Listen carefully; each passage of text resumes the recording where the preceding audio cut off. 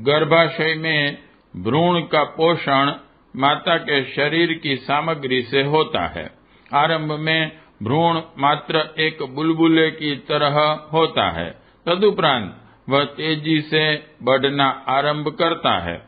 इस अभिवृद्धि के लिए पोषण सामग्री चाहिए। उसे प्राप्त करने का उस काउंटर में और कोई आधार नहीं है। मात्र माता का शरीर ही वह भंडार है जहाँ से गर्भस्थ बालक को अपने निर्वाह एवं अभिवर्धन के लिए आवश्यक आहार मिल सकता है। वह मिलता भी है। यह अनुदान शिशु को अपनी नाभि के मुख से प्राप्त होता है। तब न मुंह खुला होता है और न पाचन तंत्र ही सक्षम होते हैं। पका हुआ पचा हुआ आहार उस स्थिति में उसे अपनी नाभि द्वारा ही उपलब्ध होता है। प्रसव के समय जब बालक बाहर आता है तो देखा जाता है कि उसकी नाभि में एक नाल रज्जु बंधी है और वह माता के गर्भस्थली के साथ जुड़ी है। उसे काटना पड़ता है, तब दोनों अलग होते हैं। यह नाल ही वह द्वार है जिसके द्वारा माता के शरीर से निकलकर आवश्यक रस द्रव्य बालक के शरीर में निरंतर पहुंचते रहते हैं। इस दृष्टि से प्रथम मुख नाभि को ही कहा जा सकता है। दांत, जीभ, कंठ, तालू वाला मुंह तो जन्म ले चुकने के बाद खुलता है। तब तक 9 मास की अवधि में बालक बहुत कुछ प्राप्त कर चुका होता है। गर्भकाल में बच्चा जितनी तेजी से बढ़ता है वह आश्चर्यजनक है। उसे अपने शरीर के अनुपात से इतनी अधिक खुराक की जरूरत पड़ती है जितनी जन्म लेने के उपरांत फिर कभी नहीं पड़ती। उन सारी आवश्यकता की पूर्ति नाभि मार्ग से ही होती रहती है।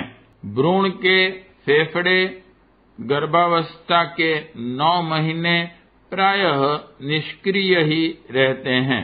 श्वास प्रश्वास की आवश्यकता माता और भ्रूण के 2 जुड़े हुए अवयव पूरी करते हैं। माता के यूटेरिस गर्भाशय में स्थित जरायु बच्चे के प्लेसेंटा ही फेफड़े का भी काम करते हैं।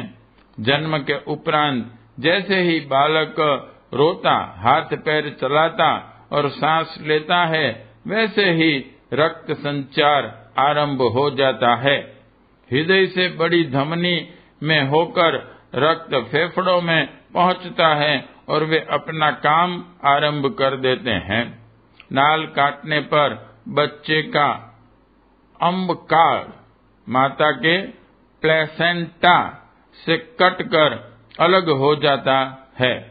तब फिर दोनों के बीच बने हुए संबंध सूत्र का विच्छेद हो जाता है और इस कार्य के संपन्न करती रहने वाली अम्ब वैन निष्क्रिय हो जाती है। बच्चे की कार्यवाहिनी सामर्थ्य अपने बलबूते अपना काम चलाने लगती है। फेफड़े, हृदय आदि को ठीक तरह अपना काम करने लगते हैं और उस स्वसंचालित प्रक्रिया के सहारे नवजात शिशु की जीवन यात्रा स्वावलंबन पूर्वक अपने ढर्रे पर लुढ़कने लगती है। माता का सहयोग समाप्त हो जाता है, तब उस केंद्र की उपयोगिता भी समाप्त हो जाती है। इसके बाद उस महत्वपूर्ण प्रक्रिया का केंद्र नाभि बाह्य दृष्टि से एक सामान्य गड्ढे के रूप में रह जाती है। स्थूल विज्ञान के अनुसार अंदर उस स्थान से कुछ सूत्र जिगर से जुड़े रहते हैं।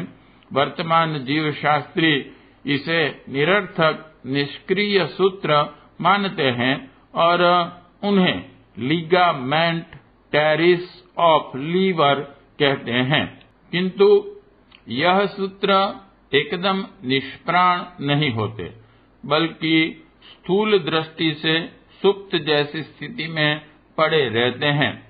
जब जिगर रोग ग्रस्त हो जाता है तो उस पर पड़ने वाले रक्त दबाव को कम करने के लिए यह सूत्र पुनः सक्रिय हो उठते हैं। जिगर पर पड़ने वाले रक्त के दबाव से उसे बचाने के लिए रक्त को नाभिक क्षेत्र में फैला देते हैं। उस समय नाभिक क्षेत्र फूला हुआ, उसमें रक्त शिराएं उभरी हुई स्पष्ट दिखाई देती हैं। स्पष्ट है कि स्थूल दृष्टि से सुप्त यह तंतु सूक्ष्म दृष्टि से सतत सक्रिय रहते हैं। शरीर के विकास की दृष्टि से नाभि की भूमिका समाप्त हो जाती है। यह एक दृष्टि से उचित भी है। नाभि द्वारा पोषित भ्रूण गर्भ में जिस तीव्र गति से बढ़ता है, वह गति अत्यधिक तीव्र होती है। नाभि की पोषण क्षमता सक्रिय रहे और यदि जन्म देने के बाद भी उसी क्रम से शरीर की वृद्धि का क्रम चलता रहता तो फिर कदाचित मनुष्य ताल वृक्ष जितना ऊंचा, हाथी जितना विशालकाय बन सकता था और उसकी खुराक जुटाने के लिए 10 हाथियों जितने आहार की आवश्यकता पड़ सकती थी। ईश्वर को धन्यवाद है कि भ्रूण की वृद्धि और आवश्यकता की तीव्रता को गर्भकाल तक ही सीमित रखा। वर्तमान शरीर शास्त्र की दृष्टि से जन्म के बाद मनुष्य के लिए नाभि चक्र निरर्थक कहा भी जा सकता है, किंतु अध्यात्म विज्ञान की मान्यता इससे भिन्न है। उसने नाभि को नाभिकीय केंद्र माना है। जिस प्रकार परमाणु के नाभिक का महत्व सर्वोपरि है, जिस प्रकार सौर मंडल का सूत्र संचालन सूर्य द्वारा होता है, उसी प्रकार शरीर का मध्य बिंदु नाभि है और उसमें नाभिकीय क्षमता विद्यमान है। मस्तिष्क का सूक्ष्म शरीर का नाभिक आज्ञा चक्र है। स्थूल शरीर की स्थिति उससे भिन्न है। उसका नाभिक न्यूक्लियस नाभि है। उसकी क्षमता अपने समीपवर्ती अवयवों को प्राण बल देती है और वे अपना काम ठीक तरह कर सकने में समर्थ बनते हैं। प्राकृतिक चिकित्सा तथा योग चिकित्सा के अंतर्गत नाभि को इसीलिए बहुत महत्व दिया जाता है। शरीर के अनेक गंभीर रोगों के उपचार की एक रहस्यमय पद्धति अपने देश में बहुत समय से चली आ रही है। उसमें शरीर के कुछ विशिष्ट केंद्रों को दबाने, सहलाने, बांधने, मलने आदि क्रियाओं द्वारा रोगों का सफल उपचार कर दिया जाता है। यह पद्धति आजकल जीन थेरेपी के नाम से एक सुनिश्चित चिकित्सा पद्धति के रूप में विकसित की जा रही है। उसमें भी नाभि को बहुत अधिक महत्व दिया जाता है। शरीर शास्त्र की दृष्टि से भी नाभि के आसपास 9 महत्वपूर्ण अंतःस्रावी ग्रंथियां गैंग्लियन हैं। गैंग्लियन स्वायत्त नाड़ी संस्थान यानी कि ऑटोनॉमस नर्व्स सिस्टम के वह केंद्र हैं जो शरीर के प्रमुख संस्थानों की गतिविधियों, उनके रक्त संचार, हार्मोन, एंजाइम आदि अंतः रसों की निःसरण आदि का नियमन संचालन करते हैं। नाभि के आसपास 4 लंबर गैंग्लियन, उन्हीं से लगे हुए 4 सैक्रल गैंग्लियन तथा उससे नीचे एक काउसिजियल गैंग्लियन, कुल 9 गैंग्लियन होते हैं। स्थूल शरीर के पोषण एवं विकास के संबंधित लगभग सभी स्थूल संस्थानों से इनका संबंध होता है। आमाशय तथा पाचन संस्थान, गुर्दे, तिल्ली, जिगर आदि के महत्व सर्वविदित हैं। इनका सबका नियंत्रण, सुसंचालन इन्हीं गैंग्लियन केंद्रों से होता है। नए शरीर निर्माण की प्रणाली प्रजनन संस्थान भी अपनी अद्भुत क्षमताओं सहित इन्हीं केंद्रों के नियंत्रण में कार्य करता है। नाभि क्षेत्र के लंबर गैंग्लियनों का हस्तक्षेप हृदय क्षेत्र में भी है। हृदय क्षेत्र में 11 थोरेसिक गैंग्लियन होते हैं। कई क्षेत्रों में लंबर और थोरेसिक दोनों मिलकर भी कार्य करते हैं।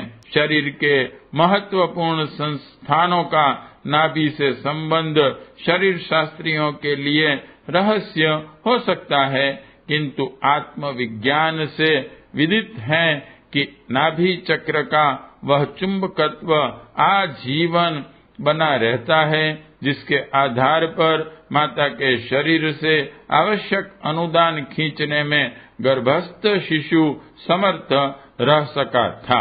ट्रांजिस्टर में छोटा सा क्रिस्टल लगा रहता है। उस यंत्र की सारी मशीनरी अपना काम तभी तक ठीक तरह कर पाती हैं जब यह क्रिस्टल सही स्थिति में हो। नाभि केंद्र के चुंबकत्व को भी यही संज्ञा दी जा सकती है। उसमें आदान प्रदान की उभय पक्षीय क्षमता विद्यमान है।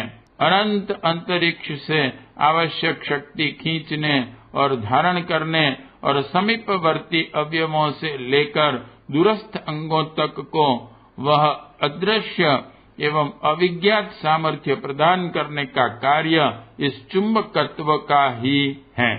शरीर को अनेक प्रकार की ऊर्जाएं चाहिए, जिन्हें वह अपनी चुंबक शक्ति के द्वारा खींचता है। वातावरण का कितना प्रभाव शरीर पर पड़ता है, इसे हर कोई जानता है।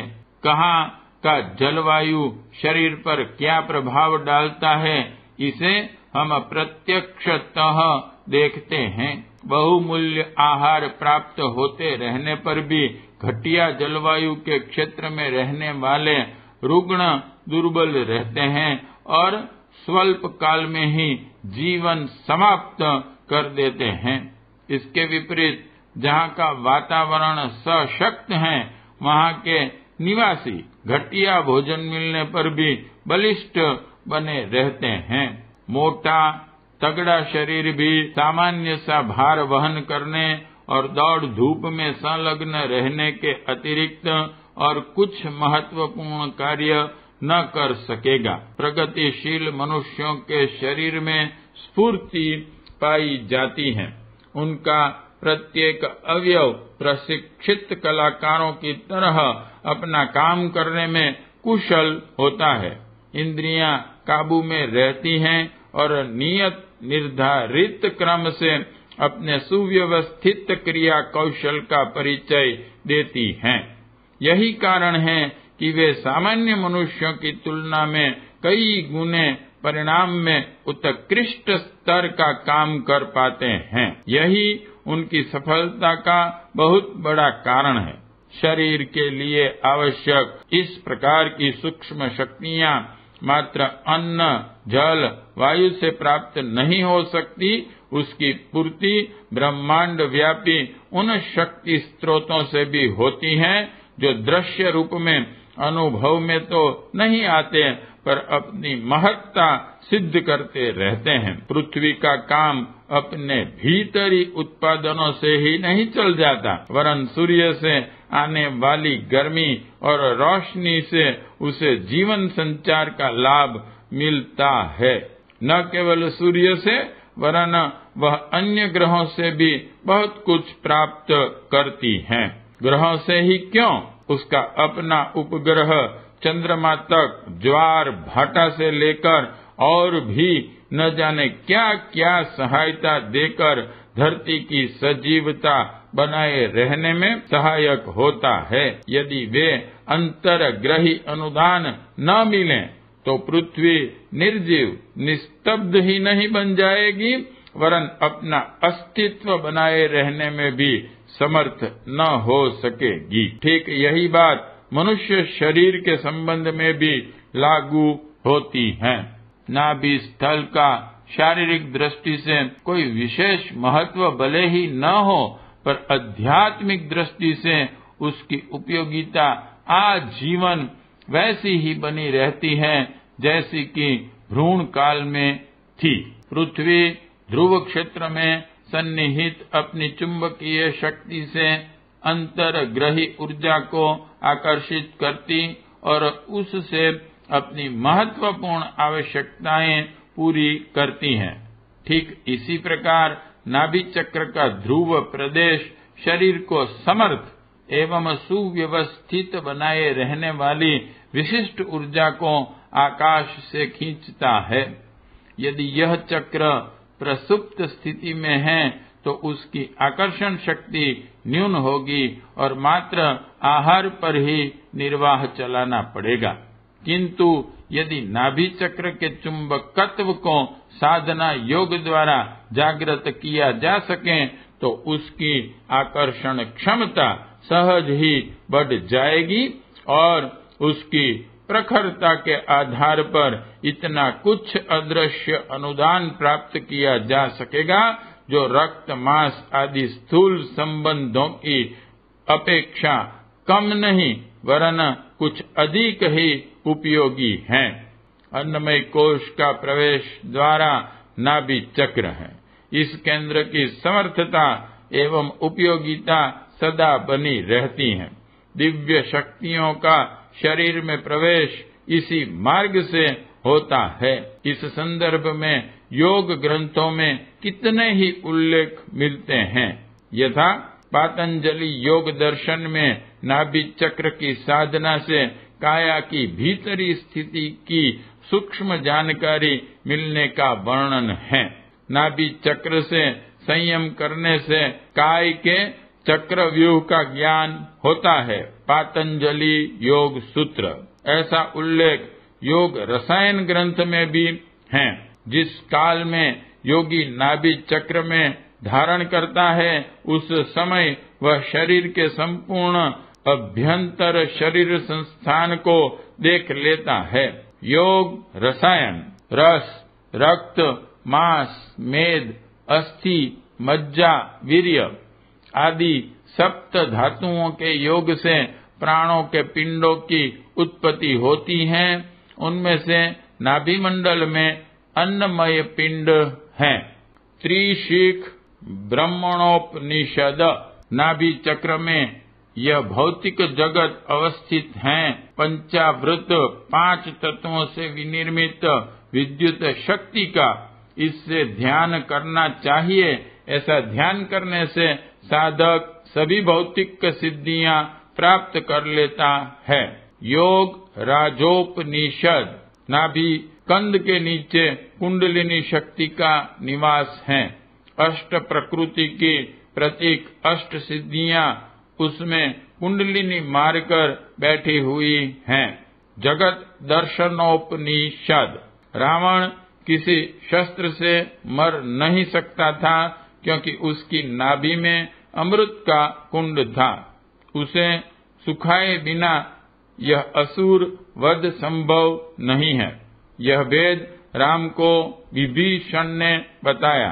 राम ने वह कुंड सुखाकर रावण को मारा। इससे प्रकट है कि शरीर की स्थिति सुदृढ़ बनाने के लिए नाभि चक्र के माध्यम से कितनी बड़ी सफलता प्राप्त की जा सकती है। अध्यात्म रामायण में यह प्रसंग इस प्रकार आता है। जब विभीषण की उक्ति है, संकेत है कि रावण की नाभि में कुंडलाकार स्थिति अमृत को अग्नि बाण से सुखा दें तभी उसकी मृत्यु होगी, तब राम ने बड़ी फुर्ती से अपने पावकास्त्र से रावण की नाभि को भेद डाला। अध्यात्म रामायण यह अमृत तत्व पतनोन्मुख करके फूल झड़ी की तरह जलाकर तनिक सा विनोद भी खरीदा जा सकता है।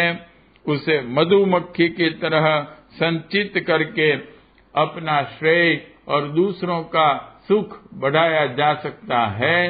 प्रजनन संयंत्र के इर्द गिर्द अनेक क्षमताओं के दिव्य केंद्र बिखरे हुए हैं।